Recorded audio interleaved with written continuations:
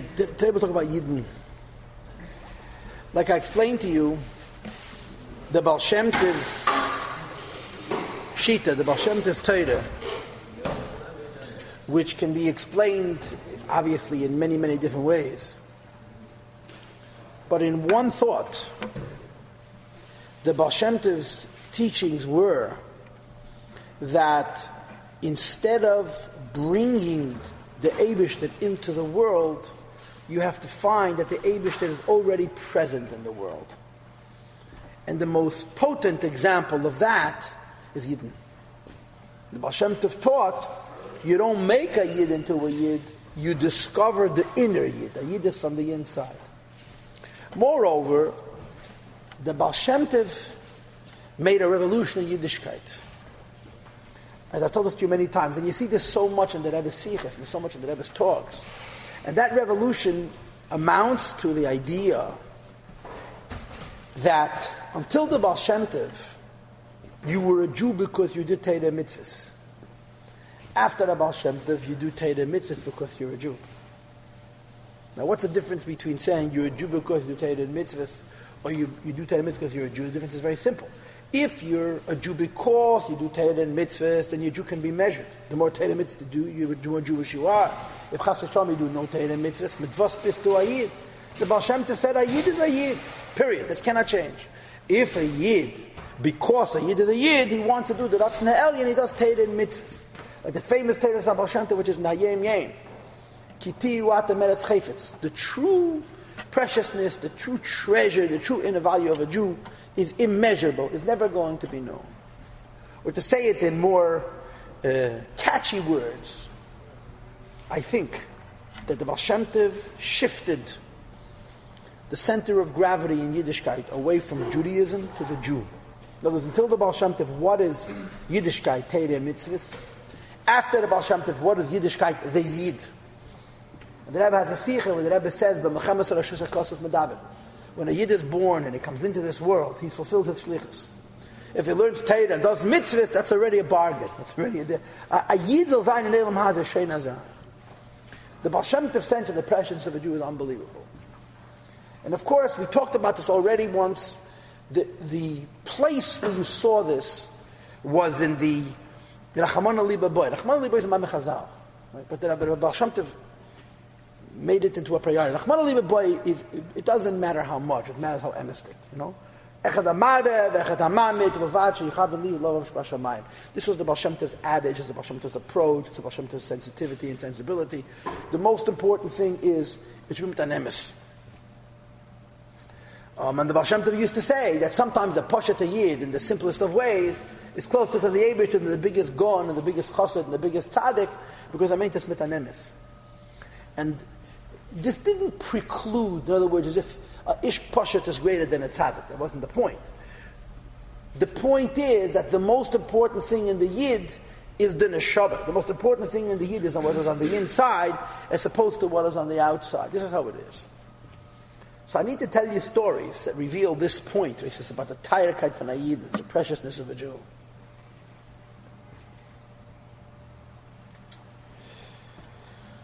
The Baal Shem Tov once sent his Talmidim to learn the Midah of Mesiras Nefesh al Kiddush Hashem. What's this mean, Mesiras Nefesh al Kiddush Hashem? And he told them to go to a particular butcher shop. And in the back of the shop, they'll see a man butchering meat, and he will teach them the info Mesiras Nefesh al Kiddush Hashem. So they went to this shop, and they come to the back, and there's a big, fat man cutting meat, raw meat. And as he's cutting it, the pieces that fall off, those little slivers, he's eating raw. He obviously didn't look much of a Ben Adam. He wasn't Ben Dur Soy. He was not a Ben Adam. He was eating raw meat. And they watched him for a few days, and obviously they didn't see anything extraordinary about him. They saw only, in effect, a behema, a grab yung. And finally, after many days, they asked him, they told him, we're Talmidei Baal Shem Tov. The Baal Shem Tov sent us to you, you should teach us the Midah of Mesiras Nefesh al Kiddush Hashem. And we don't see anything about you that leads in that direction. So he says, you probably are wondering why I'm eating meat raw. So he tells them the story. He says, my father was a small little man. A kleine menschler. And he had a chush in playing the violin. And his local poritz made a party. And he decided at his party that he's going to bring my father to the party. And he's going to have him, I think, play the violin in a barrel full of water or something like that. It was going to embarrass him, and there was an aspect of it which was not gehalten al pi Torah. And my father refused. So he came, he was a drunken guy, he came to the place where they lived, and he went looking for my father. My father went and hid in the silo, hid in the hay. And he says, Moshke, if you don't come out, I'm going to light this hay on fire, I'm going to burn you. And my father did not come out of the hay, and he lit the hay on fire. And because my father was such a small man, my father burnt very quickly. He says, and I decided if I'm going to be burnt, because I am a Jew, I'm going to burn for a long time. He was eating to be as big as possible. So I'm going to be burnt. To be a Jew, I'm going to be burnt. I'm going to burn me for a long time. And there's maises that reveal this teierkeit von Ayiden, this incredible preciousness of a Jew.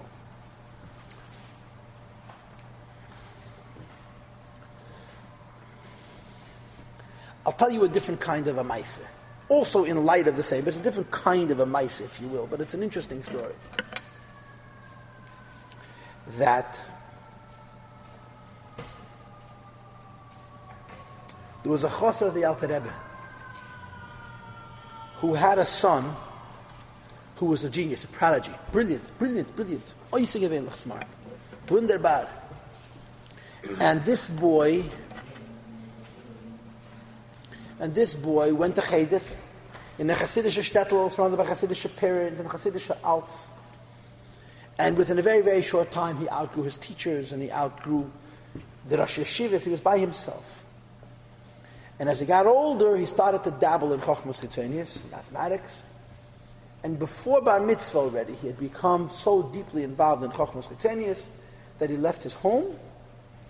And he went off to study mathematics in the great universities of Vienna. And he got older. And he went away from Yiddishkeit completely, unfortunately. And he got deeply, deeply involved in the field of mathematics. He wrote several books. Many, many years later, he decided to come and visit his parents at their home, in the little shtetl that they lived in, the decrepit, pathetic life the Yidden had in Eastern Europe. Begashmi was pathetic. Baruchnius was beautiful in Eastern Europe at the time. And the father, who obviously was very distraught that he had such a son, was very, very broken. And he came to the Alter Rebbe and said, what should I do? My son is coming home. So the Alter Rebbe said, just bring him to me. Just bring him to me. So when the son came home, and he was explaining to his father how he lives, and what kind of home he has, and what kind of covet he has, and that he's published these 2 books, and the ganze Welt retten wegen him, and so forth, the father says, would you like to meet my Rebbe? My Rebbe is known as a person who, in addition to knowing Torah, Lahavdil knows other chochmas. He knows mathematics, he knows physics, and other things. And yes, this young man had heard that the Alter Rebbe, in addition to being a Gaon in Torah, is a Gaon in Mada. And he said, yeah, you'll come see the Alter Rebbe. So he came to Lozhna. He obviously didn't come looking like a chassid. He came looking like himself. And he went into the Alter Rebbe. He introduced himself to Alter Rebbe. He said that he's a great mathematician and that he's published 2 books of math. And Alter Rebbe asked him if he could see those 2 Sfarim. So I said, of course. He handed Alter Rebbe this Sfarim. Alter Rebbe took the books and started to leaf through them page by page. Every once in a while, Alter Rebbe would make a fold on a page and gave weiter. He finished with 1 book. He put it aside. He took the 2nd book and did the same thing. He was turning the pages. And every once in a while, he would make a fold. And this man is watching Alter Rebbe. He doesn't know what he's doing. Found Alter Rebbe finished. Alter Rebbe hands him back the 2 Sfarim and tells him, in every page that I made a fold, there was a mistake. In every page that I made a fold, there's a mistake. Well, this was a very smart man, a big genius, who had worked very hard on his Sfarim. They've been edited very, very thoroughly. And here, the Alter Rebbe leafed through it like as if it's a comic book, like it's a book of pictures. And he tells him on every page that there's a mistake, that I made a fold.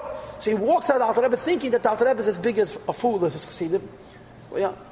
Anyway, of course, you walk out of the Alter Rebbe's Cheder, there's a Yechidus dance. You know, it was all the Chassidim stood around, and the few people who had Yechidus would have to dance, and he was not interested in dancing with these Meshuggahs. He pulled himself away, and he went into the Bismadish, and he sat down. He's sitting. And he thinks to himself, I came all this way. The Alter Rebbe is famous for being a Gon and other Chochmas. Let me take a look. He opens up the first Sefer, and he pulls back the first fold, and he looks through the page carefully, and he finds the mistake. So now he's intrigued. So he turns to the next fold. To make a long story short, he sits there, goes through both books, and in fact, every page that the Alter Rebbe had made a fold, there was an error. And now he's mulling his spilus. Now he's unbelievable. He thought that Alter Rebbe was not a Chacham. Alter Rebbe is God, Asach HaGresh, the Chacham for him. That Alter Rebbe should, at a glance, in such abstract mathematics, should have found an error is not normal. So he gets out of his seat and he runs back to Alter Rebbe's door. He wants to go back in and talk to the Alter Rebbe. But the Gabbai is standing by the door. And the Gabbai says, Yechidus is only once in a night. You can't go back in. And he starts to explain to the Gabbai that he's not a Chassid. He's not coming to the Rebbe as a Chassid. He's coming to the Rebbe as a scientist, as a Chacham. He says, your Rebbe is not like you. He's a man of the world. He's a Gon in Chochmas Chitzonius. And I am also a Gon in Chochmas Chitzonius. So our meeting is much more important than the verschleppte things you're discussing with your Rebbe. And I have to talk to him. And the Gabi is not letting. So they start to argue. And as they argue, their voices are raised until they're screaming at each other and shouting at each other. And then this Yid, Poshet, starts crying. What's he crying about? He starts to cry. And he's arguing with this Gabbai. Eventually, the Alter Rebbe opens up the door, as if the Alter Rebbe is not gehedet at the tzitz. And Alter Rebbe asks, what's going on? So the Gabbai says, he wants to go into Yechidus again. There's no two Yechidus in one night. So the Alter Rebbe says, let him in. So the man came in and spent a long, long time with the Alter Rebbe. What they discussed, nobody knows. But they could hear there was a lot of crying. The Alter Rebbe gave a hirah that any time this man comes, they should let him into him. And I saw the story printed in one way. I heard the story slightly differently. In one version of the story, he came every day for 7 days. And it went out with hours. And another version of the story, he came to Alter Rebbe every day for 7 weeks.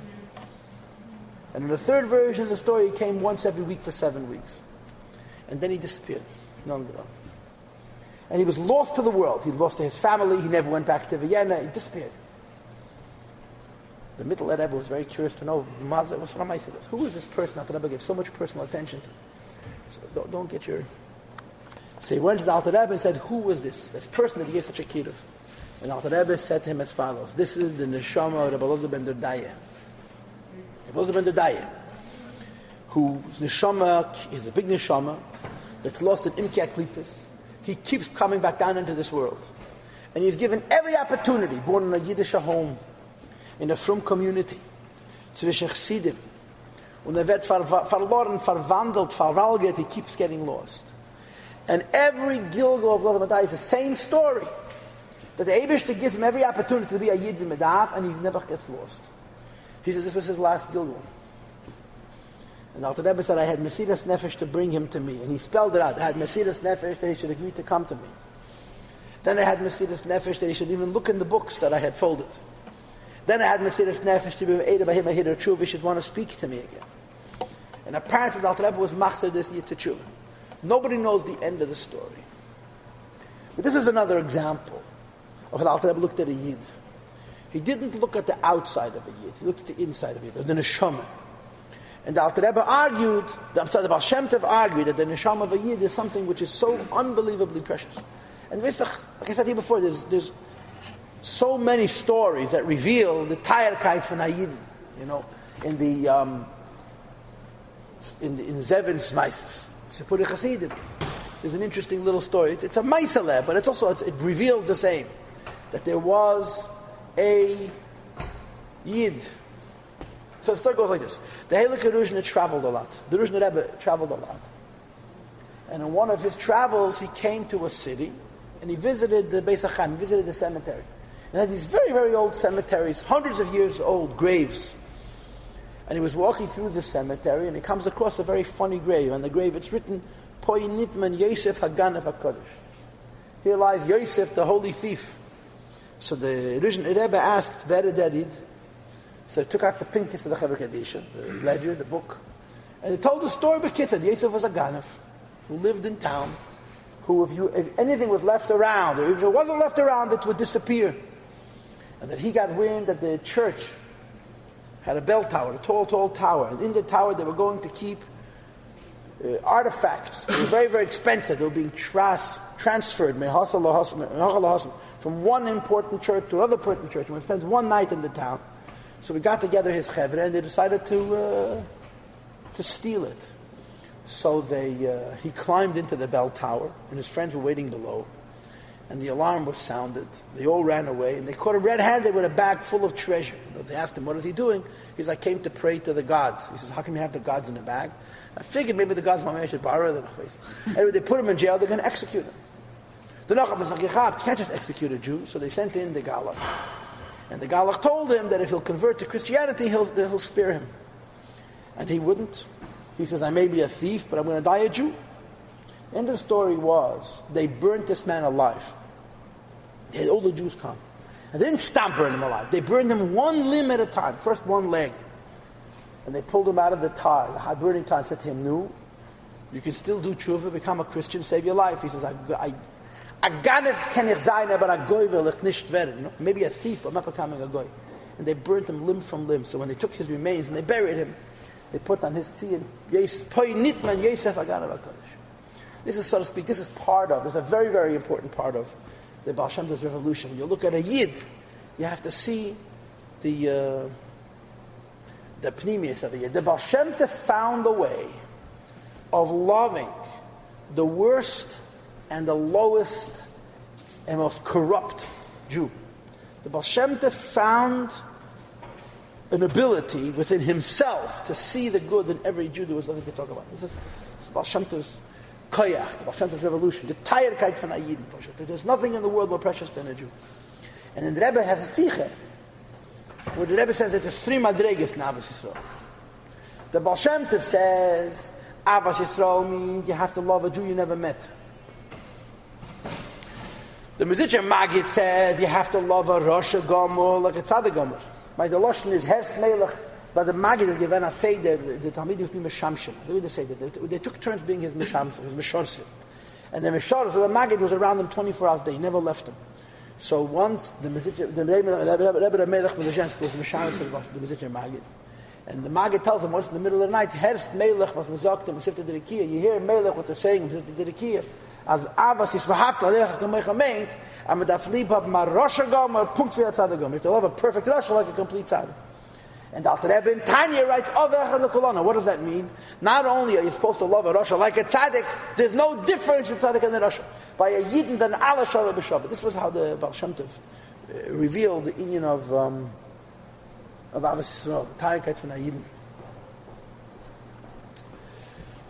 And of course, this whole issue has come to the fore. In other words, the incredible preciousness of the Jew has been revealed most acutely in our times.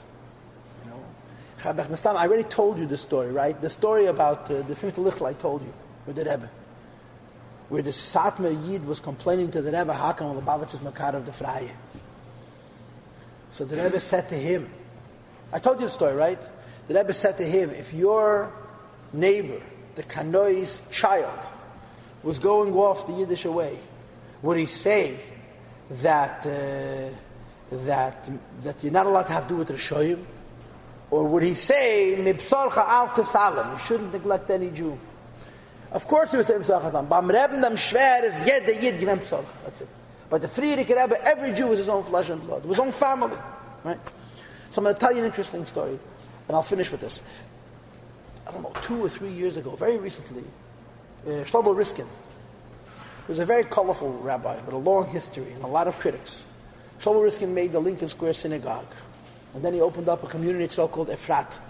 He's been Makar to Yiddishkeit thousands and thousands of Jews, although they're very modern Orthodox, The Rebbe once said to Shlomo Riskin, I want to make an army of shluchim like you, that on the outside they're modern and inside they're Lubavitch, and I want you to be the general in that army. I never told him that in Yechidus. Shlomo Riskin. So he spoke at a Chabad function in Montreal. And he says such wonderful, the Rebbe, no question. He says wonderful, wonderful things about his relationships with the Rebbe. How he started Lincoln Square, how the Rebbe was involved, and so forth. But one of the stories that he tells, he spoke at this dinner, he says, one of the things that Rebbe told him is, never underestimate a Jew. You never know. In other words, a Jew that looks like the most goyish Yid, the most far goyish Yid, has such a strong Yiddish need, so it's impossible to measure. So he spoke for about an hour, he spoke a long talk. And this is one of the stories that he told on this occasion. That he has a very interesting man, Rabbi Riskin. He had a Wednesday night Parsha class, Torah class, which was attended by hundreds. And the reason he did it on Wednesday was because if he would see any new faces, he would meet them after the class and then make a point of going to visit them the following day. In other words, Thursday he would follow up on the new neshama from the Wednesday night class. This is the early 1970s, and he gave his class. And at the end of his class, there's a guy in a certain kind of a dress that looks very casual, but was apparently very modern at the time. I forgot what it's called. Says to him, I like your style. He tells him loud, I like your style. I like your style. He says, but you're not going to like me. I'm not a good Jew for you, he says, because I'm married to a shiksa. So you would not let me become a member of your congregation because you can't become a member of his shul if your wife is a goy. Rabbi Riskin had never seen this man before. And he says to this man, he says, maybe we could talk after Ma'ariv. He was talking in front of the whole room. He says, let's go upstairs. We'll daven Ma'ariv. After Ma'ariv, After Ma'ariv, Rabbi Riskin goes over to him and says to him, what brought you here? So he picks up his shirt and he shows him a beautiful pair of Volnatals cut. He says, where'd you get this? He says, this is my father's. My father died 6 or 7 months ago. I've been wearing it. He says, but I am as fry as he could possibly be. But I'm not a good Jew for you because I'm married to a goy. So Rabbi Riskin says to him, I'll tell you what. I'll give you a single membership. I won't give you a family membership. I'll give you a membership for you, but on a condition. The condition is that every day we learn. Every week we learn. Once a week we'll learn. He says, sure. Because I'll come to your office tomorrow, whatever it is, let's say he said noon, and we're going to learn at noon or whatever, 1 o'clock. And he gives him his business card. Zalman is Bernstein. I forgot his first name. His card said one word on it, Bernstein. He turned out to be a multi-millionaire, an investment banker, a very, very rich and successful banker. And Rabbi Riskin was a young man in those days, and Manhattan is difficult to navigate. So he used to travel over Manhattan with his bicycle. That's why he went from office to office. And he shows up 20 minutes late at this guy, Bernstein's office. And he comes into the building, and he tells the guard that he's going up to this and this floor. He has to meet this guy Bernstein. And he comes upstairs, and everything is green. Everything is painted in green. He found out later that green was an allusion to money. This man was a very rich man, but he worshipped. And he rings the secretary and says, I have an appointment with Mr. Bernstein. And she says, wait. And I think he made him wait for a while. He sits like for 15 or 20 minutes. And finally, Mr. Bernstein comes on the intercom and says, listen, Rabbi, you're 20 minutes late. You're supposed to be here at 12, you're 20 after 12, so we have to teach you. So Rabbi Briskin says to him, listen to me.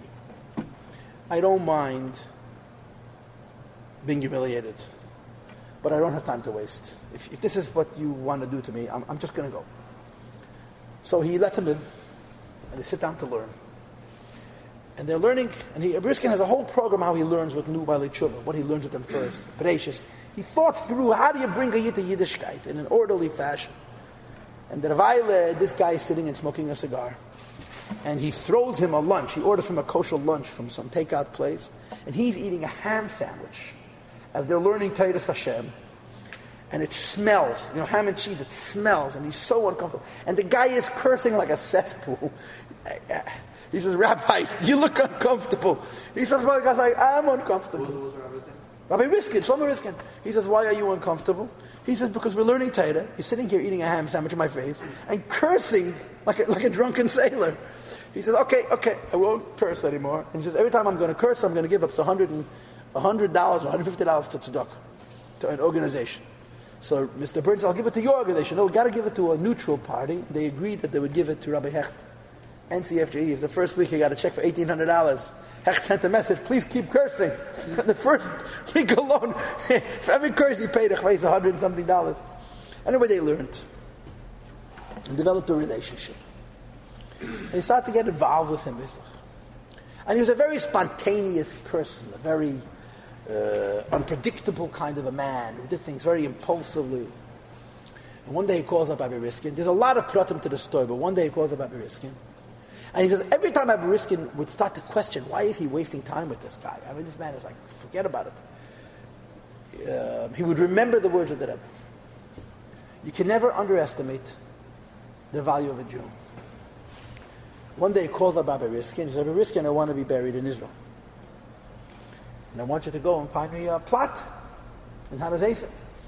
Now Rabbi Riskin says, I'm a Kohen, so I cannot go myself to the Har HaZeisim. When he was in Yerushalayim, he made arrangements. You know who was the Gabbai of the cemetery in Har HaZeisim? Was a man named Groner. This is Rabbi Groner's older brother. And he bought him a plot. Spot. And he calls up this guy, Bernstein, and he tells him that I bought you a plot. He says, yeah, I'm coming to see it. He's on the next plane. The next morning he's in Israel. Come to Jerusalem, and Rabbi Riskin is in the bottom of the mountain, and this Rabbi Groner, together with this man Zalman Bernstein, he eventually, by the way, changed his name to Zalman Bernstein. He used Zalman later in his life. Go up to see the spot where he is buried. After a minute or two or three, they hear a torrent of curses, like, Kiyadat, Shema, Teva, Allah, only like he knows how to curse. And there's shelter, there's zidelt, and there's shreit. And he watches this poor Groner guy coming down the hill. Behind him is running Bernstein. He says, I don't need your plot. I don't need you can keep my money. I want nothing to do with you. And it's geferlich. They come down the mountain. What happened? The spot that they had chosen with this Bernstein was a few spaces, 4, 5, 6 spaces away from Rabbi Kook. And this guy Bernstein comes to his spot and decides he wants to be right next to Rabbi Kook. And this guy Groner thinks to himself, Machal Shabbos, Eichel Treifis, married a goy, it's not such a good neighbor for Rabbi Kook. So he tells him that he can't have this spot, and for this is given the ganze blowing up. Anyway, so he leaves. And of course, in typical fashion, the next day he writes him a letter of apology. This is his thing, his bark was bigger than his bite. And he tells him like this. He says, Rabbi, I want to explain to you what happened. He says, I came to the top of the Mount of Olives. And I wanted to see if you could see the Temple Mount from my spot. But you can't. But if you move 4 or 5 spots in one direction, you could see the Har HaBayis. And he says, my children are good people, good kids. They're goyim, they're good kids. And I know they're going to come visit me. And I wanted this spot so that when and if my children come visit me, they'll be able to see Har HaBayis. Who knows? Maybe they'll have a hit or tshuva and epsven from them. And this was the reason he wanted the spot. He didn't understand what it means to be buried next to Rabbi Kook. So Rabbi Riskin goes over to this guy Groner, and he says to him, I know this person, and I will take a cherayas that before he dies, he will divorce his Goyish wife, he will marry a Jewish wife, and he will live a Jewish home. And Groner gave him the spot that he wanted. And that's exactly what happened.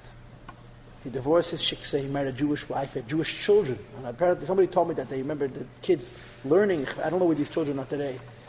And he gave so much tzedakah. All of the Baal Tshuva institutions then were supported by him. He did tzedakah on a level, in a measure that's beyond any fathoming. And he says every time he would start losing his faith in this Zalman Bernstein, like the man was such a brute, he was so unrespectful and respectable, he would remember that the Rebbe had said that you cannot underestimate the value of a Jew. This is the Baal Shem Tov. A Jew is tired. And Sof Kol Soif L'Yidach Men L'Yidach, Yid is never lost. I want to add something in this discussion on the Neshamas Yisrael, which happened about, 15 or 20 years ago, that left an incredible impression on me, and I think is quite an insight into what a Yid is.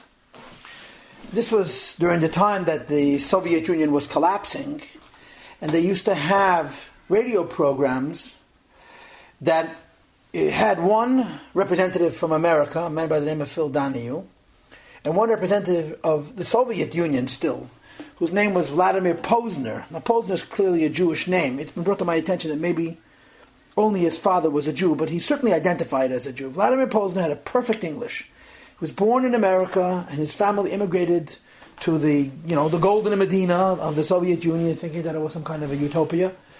And he devoted his whole life to Russian propaganda. Now, I heard a more recent interview where he argued that he was being controlled and he couldn't say what he wanted, but he sounded quite convincing when I heard him on the radio. They were talking about all kinds of different things, and one of the issues that was raised was the meaning of the word Jew. And I'll never forget this, how Vladimir Posner says, what does it mean to be a Jew? And he argues you cannot call it a religion, because I'm not religious and I'm a Jew. You cannot call it a race, because you have black Jews and white Jews. You cannot call it a culture, because you have so many different Jewish cultures. You cannot call it a nation, because he went through a series of possibilities and concluded that there is no concrete way to define the word Jew. And he left it as an open-ended question, rhetorical question. And I remember listening to him and sort of screaming at him, Yechidish Abenefesh. In other words, Vladimir Posner, who's terribly, terribly secular, was actually saying, without realizing it, what the Baal Shem Tov is teaching, that the Iker of a Yid is the inside, because you cannot define a Jew by the outside. A Jew is completely secular and doesn't associate with other Jews, not by culture, not by race, not by religion, not by nationality. Tell him he's not a Jew and watch how he reacts. Why should he care? And the only real answer is because he has an neshama, a pintel Yid. And the Baal Shem Tov's entire identity was to focus on that pintel Yid. And this is really what Chassidus did. When Chassidus says in the Hayom Yom, for example, that there's no loneliness in Chassidus, the tzaddik is connected with the simple person, what is the connection between the tzaddik and the simple person? The answer is because they both have neshamas. It's not what the Jew does at all. It's who the Jew is. And this really is the ultimate commentary on the Baal Shem Tov's shita of what a Yid is, and accordingly the Baal Shem Tov's shita in Hashgacha Pratis. Okay.